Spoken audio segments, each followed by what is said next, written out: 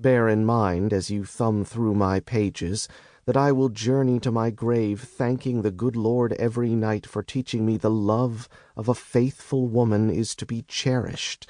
True brothers in arms never desert you, no matter the color of their battle flag, and fighting for a lost cause need not be the final measure of a man's worth. Hoping my feeble prose will enlighten the recent past for those of you in the body public desiring to separate truth from rumor and falsehoods regarding certain wartime events.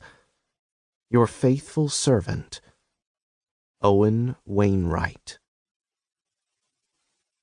Part 1. Preparing for War. Chapter 1. The 6 days that followed my encounter with the dusty surface of Ohio Avenue were a jumble of pain, spells of hot fever followed by bone-numbing chills, short periods of blurry wakefulness, and frightful nightmares. I slowly became aware I was abed in my sleeping room next to the alley door of the Wainwright Hotel. I distinctly remember the piercing pricks of Dr. Franklin Gribble's needle as he knitted together the edges of the lengthy gouge in the skin of my skull. I slept through the scalp shaving that preceded the buttoning up. Then there was my aunt and stepmother, Emma Wainwright. She hovered over me with a damp cloth to sop my sweaty brow when the fever gripped me, and with a handy blanket when my teeth chattered.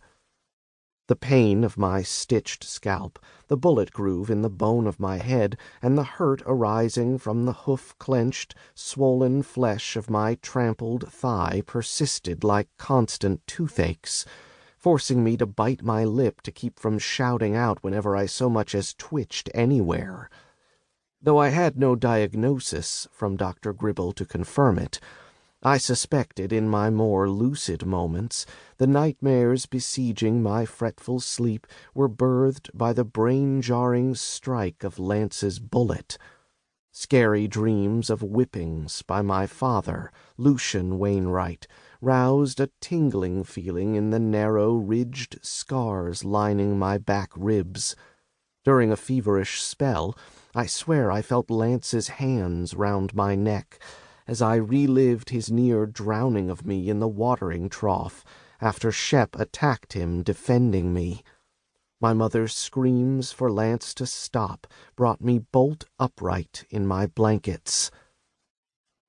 I awakened with tear-wet cheeks, reliving my mother's burial in glorious spring sunshine, an event foreshadowed by her telling my 10-year-old ears her passing was okay, since she had brought me into the world, a sentiment I was still trying to decipher. I experienced a dead heart the night I dreamed of the execution of my father in our dooryard by the Union militia that falsely accused him of being a Southern-leaning slaver, and looming over every torturous detail that intruded on my healing rest was the stark, hateful image of Lance's face as he murdered Shep. I swear the Almighty blessed the 7th morning of my recovery.